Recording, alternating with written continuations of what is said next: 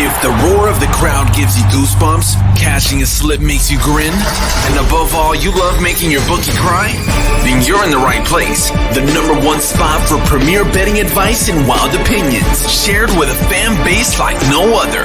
Welcome home. This is the Punch List MMA Podcast.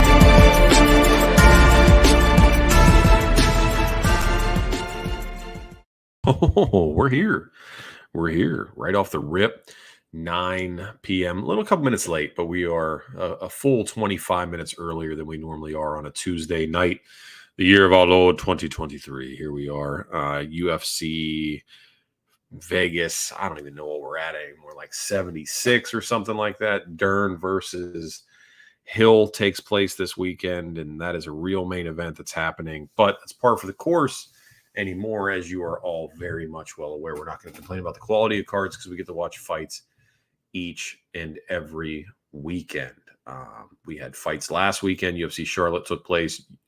Jailton Almeida choked out Biggie Boy Jairzinho Rosenstrike in the first round, which we pretty much think most people thought was going to happen. The only variable there was whether or not it was going to be a positional G&P finish, but it was not. He went for that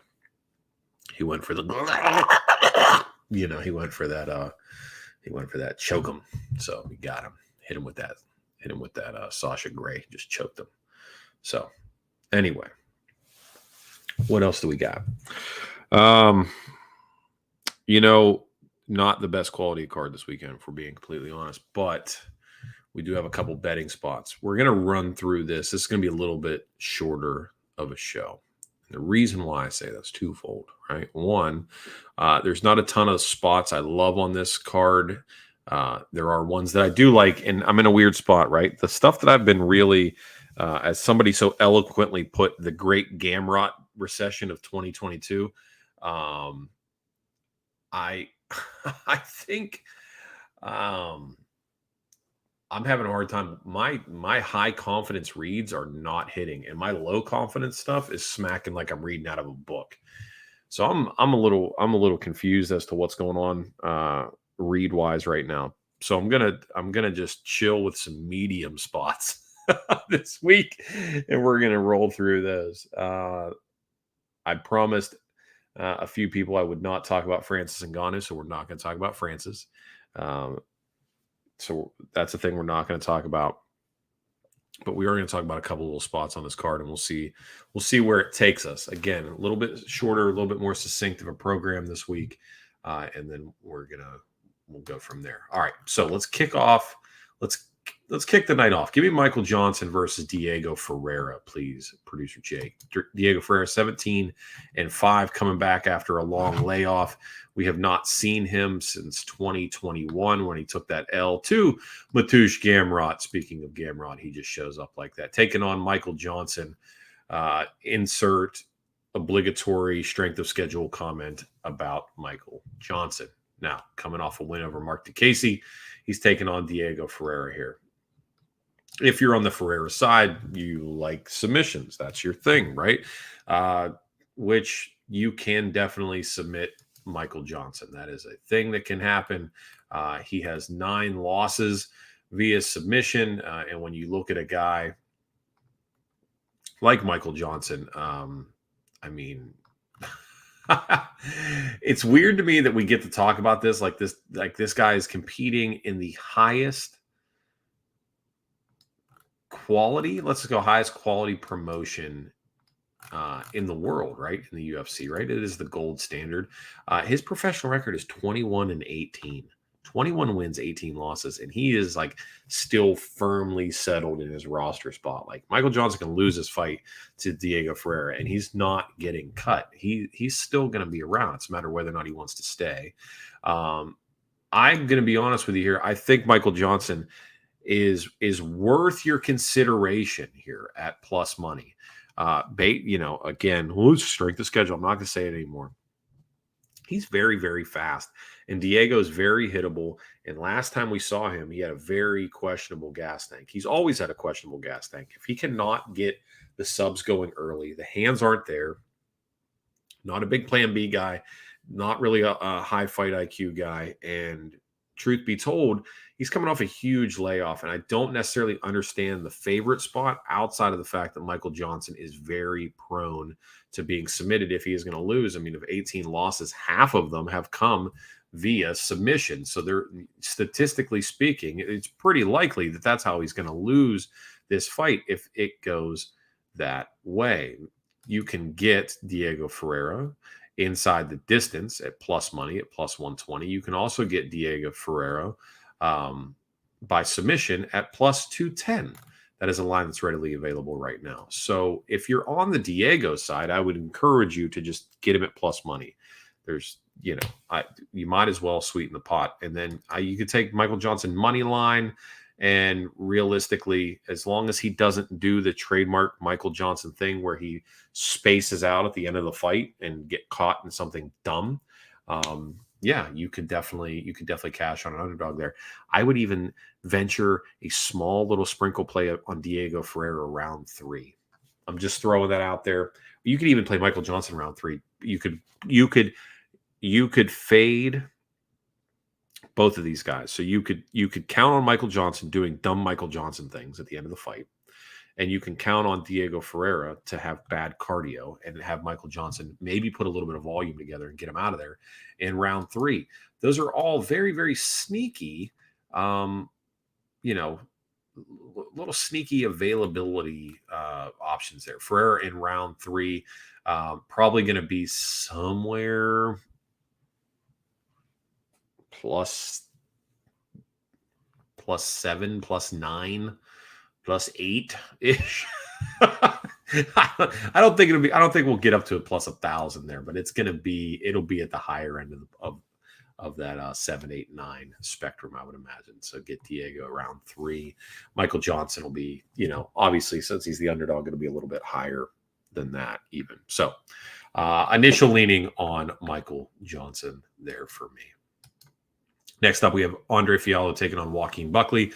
Joaquin Buckley at 15-6, Andre Fiallo at 16-6. I dare say high confidence spot on Joaquin Buckley here. Buckley's on a roll. He's confident. He's feeling himself. The hands are there. Andre Fiallo is a willing dance partner. If you're going to stand there and engage with Joaquin Buckley, punch for punch over the course of 15 minutes, I think you have a good chance here of getting a knockout win. Buckley is the minus 235 favorite on Fiallo, coming back at a plus 200. Over and rounds at 1.5. Inside the distance is going to be a little chalky if you're into that. Joaquin Buckley money line is a little chalky, but I like Buckley here. I really do. Fiallo is hittable if nothing else. I really, again, I dare say high confidence Joaquin Buckley here, but I really like him in this spot. And I would anticipate this line moving even more than it already has. So I'm all over on our Joaquin Buckley here. Next, we have Emily Ducote taking on Lupi Godinez. Lupi Godinez 9-3. Emily Ducote at 12-7. This hurts, right? I was hoping we could get Lupi at plus money. I was really hoping that we'd get Lupi at plus money. I'm not sure why we're getting the price that I'm not sure why we're seeing what we're seeing here, right? Angela Hill completely outclassed Emily Ducote. It wasn't even close. It was a complete outclass. They didn't even look like they were competing in the same sport. Ducote came out and looked fantastic in her win over Jessica Penne, which would make you think, how bad is Jessica Penne? Which we kind of know she's pretty bad. But Lupi's coming off a win over Cynthia Calvillo. Quick little turnaround time here. She's coming right back. Both these women, their most recent losses are Angela Hill. I'm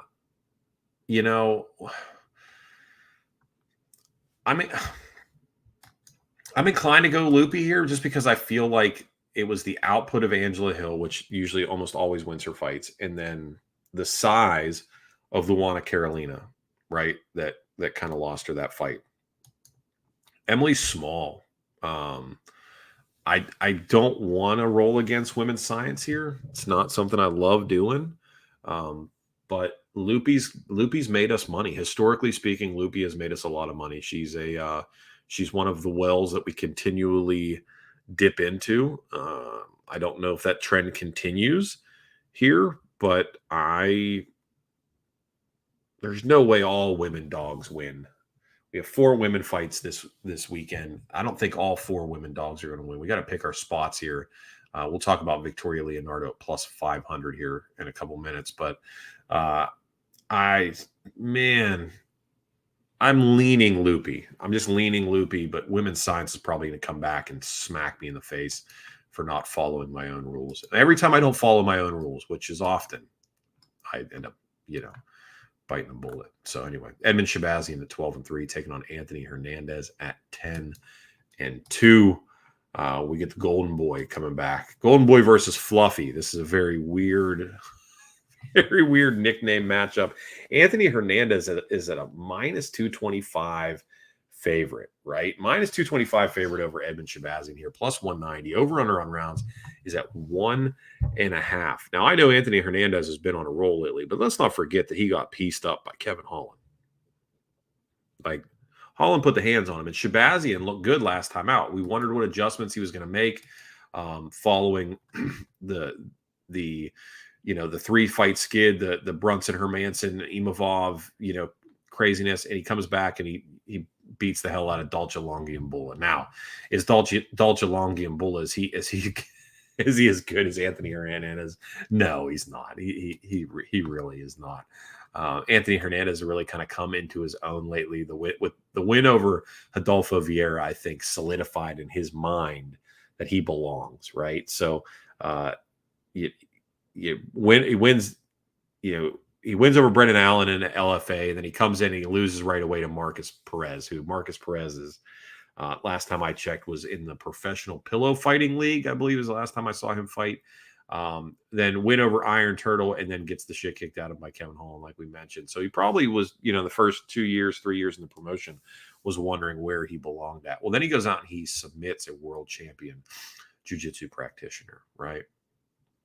And you wonder, what comes next? And a handful of canceled bouts and all that stuff. But then wins 2 more, right? Beats Josh Frem, beats Marc-Andre Barrio, gets him out of there, right? But gets Marc-Andre Barrio out of there, and they reward him with Edmund Shabazian, who, if we're going to be honest here, if you want to choke out Edmund Shabazian, you got to be the first one to do it, right? So is Fluffy going to stand there and throw hands with the Golden Boy or the Golden Pony or whatever, Pony Boy or whatever his name is? I'm not sure. I can't remember what he goes by. Is that what you want to do? Because if you're going to throw hands with Edmund, I'd lean Edmund here. If you're going to throw hands with him, if you're Anthony Hernandez, you're going to want to take this fight down. You're going to want to try to be the one that chokes him out. So can you do the thing that hasn't been done before? So if you're on the Anthony Hernandez side, do you concern yourself with, is he going to be a world-class boxer now? Is he going to show us something on the hands that we haven't seen before? And if he takes Edmund down, is he going to be the one to hand Edmund his first loss by submission? You're counting on a lot of variables there that we haven't seen before. Now, that being said, our most recent form of tape, if you will, on Shabazian is Dolce, which is not great. It's not a great look. That's not a great tune-up for a fighter like Fluffy here. But I think I'm gonna lean on Edmund here.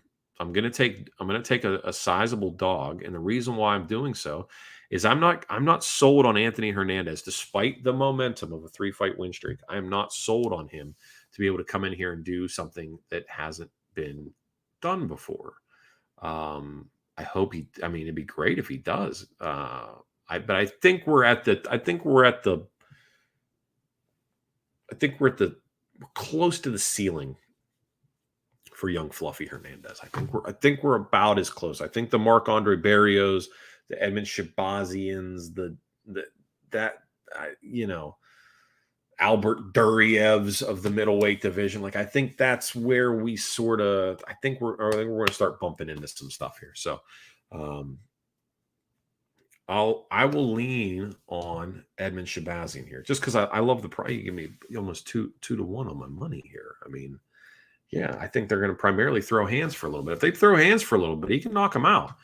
Edmund's got them hands, bro. And he loves to sneak in those high kicks at the end of combinations as well. So Give me Edmond. Give me Edmond at plus 190. I'm anxious to see how many other people are going to be on Edmond this weekend. I don't think there's going to be a lot of us. I say us as if there's more than one already. I think I'm the only one so far. Maybe I'm not. I don't know. I don't watch anybody's stuff till after we do this. So I'll circle back around. But anyway, main event of the evening, Mackenzie Dern taking on Angela Hill. Angela Hill, underdog here, plus 147. Mackenzie Dern, minus 170. Over on her rounds at 4.5. Women's science for a main event. Angela Hill's 38 years old. She's so old. She's so old, bro. She's so old. Now, eyeball test. This looks like an Angela Hill win. It really does. You can say, well, Mackenzie Dern's been practicing with her hands. Mackenzie Dern, world-class jiu-jitsu. Mackenzie Dern, wrestling, all this stuff. But she doesn't do it. She doesn't throw it all together in a fight. Very rarely does she throw it all together in a fight. Meanwhile, Angela Hill comes out there and looks like a Waffle House Dom Cruz every time she comes out. And she tip-tap-toes dance and pumps that little fake little tippy-tappy jab out and, darts in and out and does that little thing. And, I'm going to roll Angela Hill at women's science here, man. I put a tweet out earlier that Mackenzie Blast doubles, beginning seconds of round 1 and gets her out of there. No round 2 start. That was more joke than anything else. I mean, if I was Mackenzie Dern, if you're Perillo and you're coaching Mackenzie Dern, that should be your game plan, right? It's you go out there, you don't even throw a punch at her unless it's to close the distance, to press her up against the cage and drag her to the ground and choke her. Like I don't understand. And we've talked about this ad nauseum. I'm not going to get into it even more so tonight, but we've talked about this so much. Why are you abandoning your core skill sets? I understand it's mixed martial arts and you have to be well-rounded in fights. But when you have such a strategic advantage and you decide to not do it, that would be like, oh, you know what? We're Roman legionnaires and we've been destroying all of the European peninsula with the phalanx for the last 100 years. You know what we should do? We should definitely mount up on camels. We should get camels and elephants like the Napoleonic armies and then try to fight people from them. Like you're choosing to do something that's so foreign to your very nature. You are a world champion jiu-jitsu practitioner, Mackenzie. So much so that you somehow have developed a Portuguese accent. Jiu-jitsu is so far into your blood. So I don't know. She's on demon time right now anyway, because she's single. Her and the old man broke up, so she's on straight demon time. So she might not have been dedicated this camp. We have no idea. Is she even showing up, or is she in the club? You don't know what she's doing. So, yeah, I mean, you can't. There's no telling what these ladies are doing. I'll tell you who is showing up to the gym. It's 38-year-old Angela Hill, because she's got to get her practices in before that dinner special comes up at the old folks' home, so she can get her senior citizen discount. I mean, 38 years old, and she's still fighting like 5 times a year. That's so crazy, man. I can't believe that's happening. Speaking of demon time, producer Jake, let's talk about it for a second. Hold on a second. Let me take a sip. Tim Elliott, who I think he fights next weekend. Tim Elliott put a tweet out. Put out a tweet. Producer Jake. It's pretty bad. It's pretty scathing. Talking about what I'm assuming is going to now be his ex-wife. If possible, can you pull up the Bird app and give us Tim Elliott's tweet on, or did he take it down? I wonder if he took it down. Should be, I think it's Awkward MMA is what he has it under. Producer Jake's looking for that. So anyway, while he's looking for that, what we had happen, for those of you who are unaware, Tim Elliott posted a tweet talking about his soon-to-be, I'm assuming soon-to-be, unless they somehow reconcile this, ex-wife, former UFC roster alum, Gina Mazzani. Now, he put a picture up of Gina crying in a state, in some sort of state of blissful tears, reading to Tim Elliott's daughter vows from their wedding day. Meanwhile, Kevin Kroom is looming in the background. And he basically goes on to say that this woman was engaged in some extracurricular wrestling practice with Kevin Kroom for the entirety of their relationship, up to and including the wedding night. So the day the picture was taken. Yikes! He put it all out there on the Twitter sphere for everybody to see. Now, I feel like we could have realistically, if we probably could have. Here we go. Oh yeah, here we go. All right, for those of you who are just listening, we're just going to read this tweet from Tim here. It says, "You want to see something gross? This is my air quote wife reading vows to my daughter on our quote unquote wedding night. The guy holding the microphone, i.e. Kevin Kroom, was my friend teammate. My wife cheated on me with this guy the same night, and they've had a relationship our entire quote unquote marriage." And then he just lists her name, Gina Mazzani. That's a hurt piece, man. That's a hurt piece. And he put it out there, and he's trying to figure out how to do that, and live his life that way. And he decided to put that out there for everybody to see it. Now, there were probably some signs, if we're being honest. There were probably some signs that we could have helped him out here. Case in point, I don't know Gina Mazzani at all, but the Glory MMA team, if you recall, right? That's the homestead of one Laura Sanko and used to be Megan Anderson and Gina. And there was always the riffings of a fallout there because both, if not all, were all in bed with old Jimmy Krause, was the rumor. Now, here's the thing, right? I believe Sanko publicly denounced said rumors, but if she's hanging out with Mazzani and Mazzani is behaving that way and has been for years, I don't know if you guys know how this works, but there used to be this old-timey saying about birds of a feather and flocking together and all this kind of stuff. I would venture to say that if Laura, pure speculation here, knew that Gina was engaged in extracurricular wrestling practice with Kevin Kroom, that was probably a common practice around the area, I would guess. So there's warning sign number one. Number two is, I don't know Gina Mazzani at all, but she looks like she drives a Nissan. And I'm just going to clue you young bucks in. If you see a girl driving a Nissan, she's for the streets, bro. That ain't it. Just let that go. Especially a Nissan Maxima. I think you've heard me tell you this before. And a white Nissan is like a queen bee of the streets. So I have no idea what Gina Mazzani drives. I'd be willing to bet money she drives a white Nissan Altima or a white Nissan Maxima. I'd be willing to bet. So hopefully Tim learns his lesson here. Hair dye, finger tattoos, white Nissans, and bad company corrupts good character. You've heard me say it before. Yeah, hanging out with the hoochies, you're gonna hooch. You know what I mean? I can appreciate.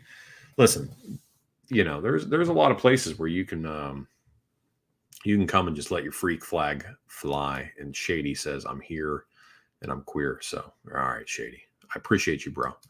I won't affirm that sort of degenerate behavior, but you do you, man. You know what I mean? It's not my thing. I'm not an ally, as they say in today's world, right? I'm not that guy. I'm not that guy, pal. All right, Themba Garimbo taking on Takashi Sato. Sato at 16-6, Garimbo at 10-4. I'm just gonna be honest with you here. I like Garimbo in the spot. You give me the plus money. Takashi Sato is old, slow, super hittable, doesn't do anything good. I got even money on Garimbo. Sure, give me the young blood. I'm all about it. Over on the rounds 2.5. I don't care about any of that. I got a decent money line here. I'm taking Garimbo. It's just that easy. Takashi Sato, not good.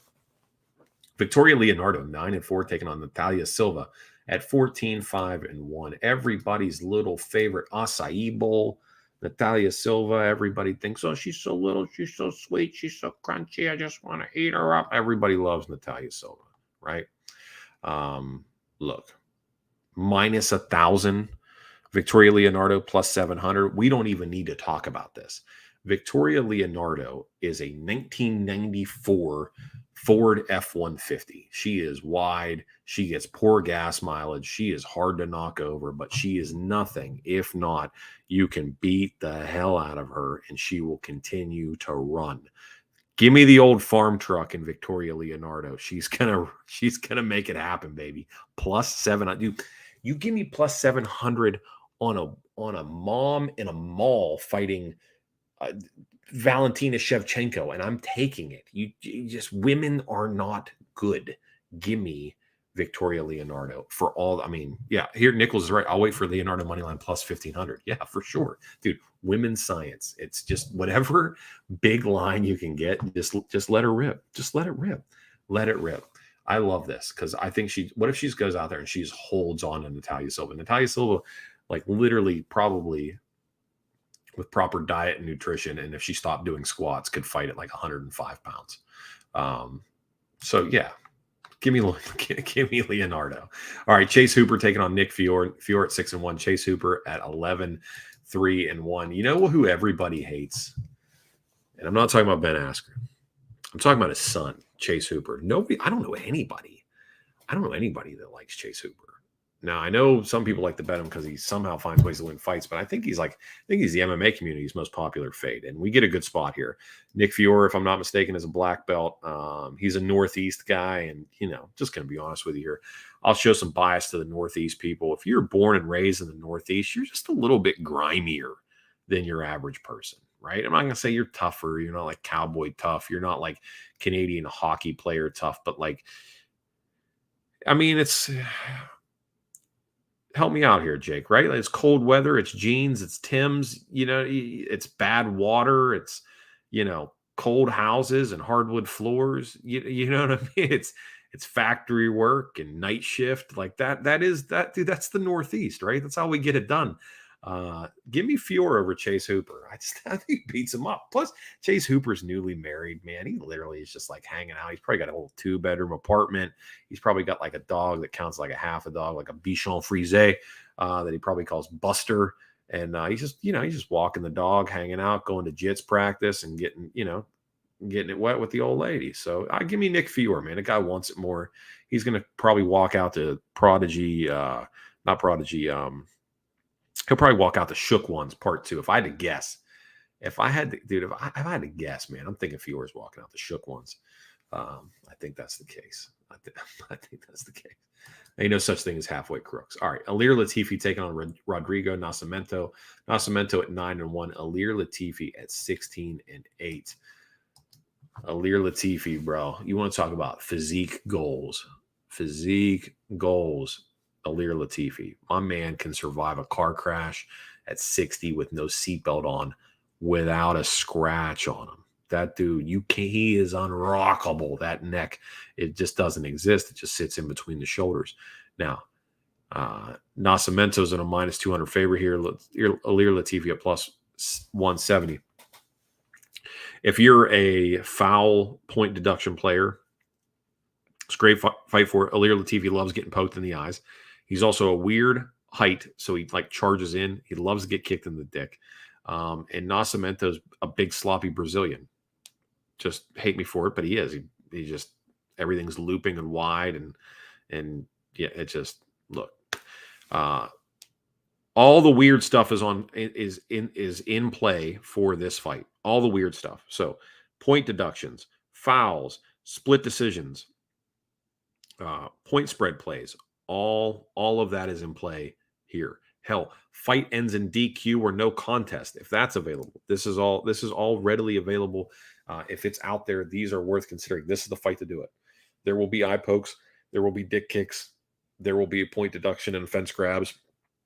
All the weird stuff is going to happen. right? This will be where all the weird stuff happens, is with this one. So give me Alir Latifi, and then I'm going to play. When the line drops, if it's not out already, I'll look for it. Hold on, bear with me here. If there's a split decision line for this already, we're going to play that too.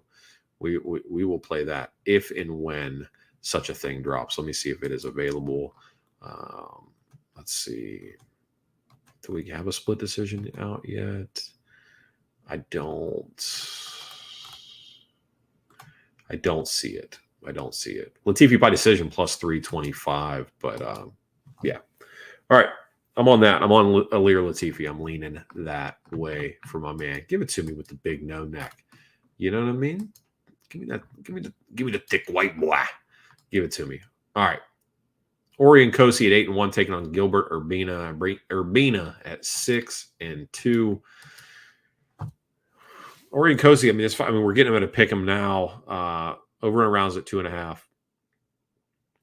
With any of the Kosi bros, cardio becomes an issue further down the line. To be honest with you, this is a no play for me. I don't have a strong read on this. That I don't understand. I don't understand how to cap either one of the Kosi bros. Koski.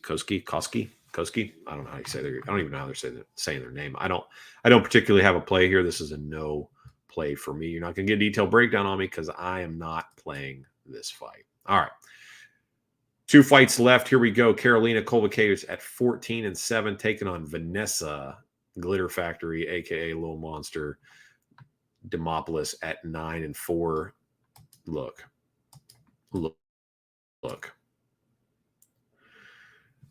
I need Carolina to get to plus money. If we can flip this line, I play Carolina. I think Vanessa is punching way above her weight class as it is lately anyway. I would feel more confident playing Carolina at plus money than Vanessa. However, women's science, whoever ends up being the dog on Saturday morning will see my action. I will not play anything until I see who is the dog on Saturday morning. So if I wake up Saturday morning and I pull it up and Vanessa Demopoulos still remains underdog status, I will go Vanessa. If we somehow manage to flip this entire thing to Carolina, awesome. And if it ends up at a pick'em, I will go Carolina as well. So pick'em Carolina. If Saturday morning we're just going science. Simple as that. Everybody loves Carolina Kolbakevich, so she's like a little Polish mail order bride, she's like the B tier Polish mail order bride, you know what I mean? Like when you're on from the higher end of the budget, whenever you got one in, you know what I mean? So Mahashete at 9-2, taking on Slava Claus at 6-3. I'm gonna be honest with you. Slava Claus is on my no bet list. You can talk to me all you want about the Russian tax and the V tax, right? He's got 3 V's in his name, so you're going to get this, that, and the other on the prices. That dude has one path to victory, and it's render you unconscious. If he cannot land, if you don't want to engage in a kickboxing fight with him, he has nothing. He got nothing. He's got nothing for you. Now, that being said, Mahashete might be a willing dance partner. He very well might go out there and be like, you know what? I will stand and bang with you. I will. A loss over Hoffa Garcia or a loss to Hoffa Garcia. I mean, I don't really know what his ceiling is. I'm not sure how to gauge his skill level. If they go out there and they throw hands, obviously it leans towards Slava Claus. But if you've watched any tape on him, you know how awful he is, right? Like, so if you're Mahashete and you're prepping to get ready for Slava Claus, why even drill striking? Like, just position yourself to try to get a takedown and have the cardio to be able to hold him for 15. I mean, he literally cannot do anything unless they're standing there banging. Now, if they are standing there banging, yeah, I mean, things could definitely go that way. Under 2.5, I kind of like that. But look, man, I really hate betting on Slava because he just looks so bad. If you're not going to stand there and punch with him, he's got nothing for you. Mike Davis and Mark DeCasey both just dog walked him on the ground. Let me just take you down, grind you out. If you're Machete, why would you do something different? Now, that being said, it's the year of people doing shit they shouldn't be doing, right? This is kind of the thing, right? It's really kind of it. But yeah, man, I think Slava loses 3 in a row. I think Slava is about to lose 3 in a row here, and PFL is going to be real happy to pick him up. He's going to do great in PFL. Give me Mahachete at plus money. I'm on Mahachete plus money, and then under 2.5 is probably where I'm leaning. So we'll run through these from top to bottom. Again, this is a shorter event. We don't have a ton here. Only 12 fights total.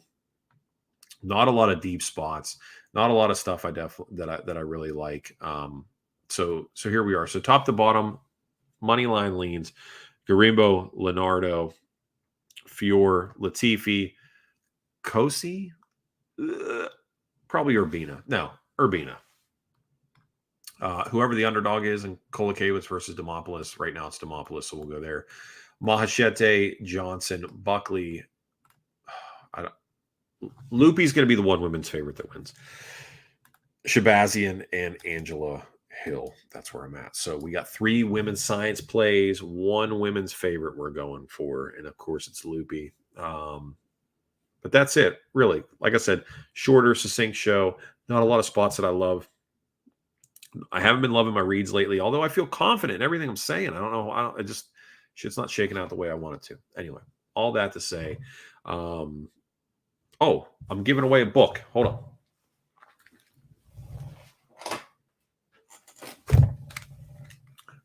So one of the things that we do in our house, we have started a family book club, i.e. me and my wife, where I buy 2 copies of a book. We both read it, talk about, give us something to talk about, right? There's a pro-marriage tip, right? So if you've been married, you've been in the game a long time, like your boy, this will be 19 years this year. 19 years. So something new, fun, exciting that we're doing. So we just finished our first book. I'll be giving it away. There's no thing to, no winning it or whatever. Just if you want it, message me on Twitter or shoot me an email at Punchlist MMA or chat at Punchlist MMA. You can shoot me an email or hit me up on Twitter at Punchlist MMA. Tell me you want it. Give me your address and I'll mail it over to you. It's first come, first serve. So the first book that we're giving away, make sure I took everything out of here. First book we're giving away, The Soul After Death by Father Seraphim Rose, which was fantastic. Fantastic. Talks about everything from the astral plane, the Tibetan Book of the Dead, aerial powers that be, whether or not UFOs are real, biolocation, heaven, hell, reality, fourth dimension stuff. If you want, let me know. I will mail it to you of no charge to you, just under the gentleman's promise that you will read it. So The Soul After Death, you can look it up on Amazon. I believe it has about 450 5-star reviews. So not something just came up out of nowhere. So that's the first book. We'll be giving away another one here shortly. So, all right, that does it for me. I wish you all very well. Good luck on your bets this weekend. I'll talk to you on the old Bird app between now and Saturday. And then on Saturday as well, we'll talk then. Next week, hold on, let me look at the events. I believe next week we have a guest. Let me make sure if when is the Albazi and Kai Car France fights? Is that next week? 6-3. So we have an off week. Oh, we have no fights next week. We're still gonna do a show anyway. But for the Kai Car France and Amir Albazi card, we will have Johnny from Johnny K Picks will be a guest on the show for that one. And then the week of the 19th, June 19th, we will not have a show not a live show anyway. I'll probably pre-record and release. So, yeah, we'll do it like that. And then also the show is now available on Rumble, one of the few platforms that we were not on. We're now on Rumble. So if you don't like YouTube and all of that comes with YouTube, you can check us out. I say us as in me and producer Jake. You can check us out over on Rumble, Punchlist MMA podcast. Feel free to subscribe over there. I'm going to give that a whirl too. So everything here is synced over there. There's not any like Rumble exclusive content or anything like that. So it is what it is. Wherever you see it now, you'll see the same thing over there. Although I will say, being on the Rumble Creator Program, you're monetized from day one. You don't have to like jump through all the hoops that you had to do for YouTube. So, and their community strike program is pretty sweet. So, although I don't say nearly the bad things I used to. All right. Everybody be good to each other. See everybody on Saturday. Let me know if you want to book. If not, take care of yourself, and we will talk to you later. God bless you. We'll see you. Bye.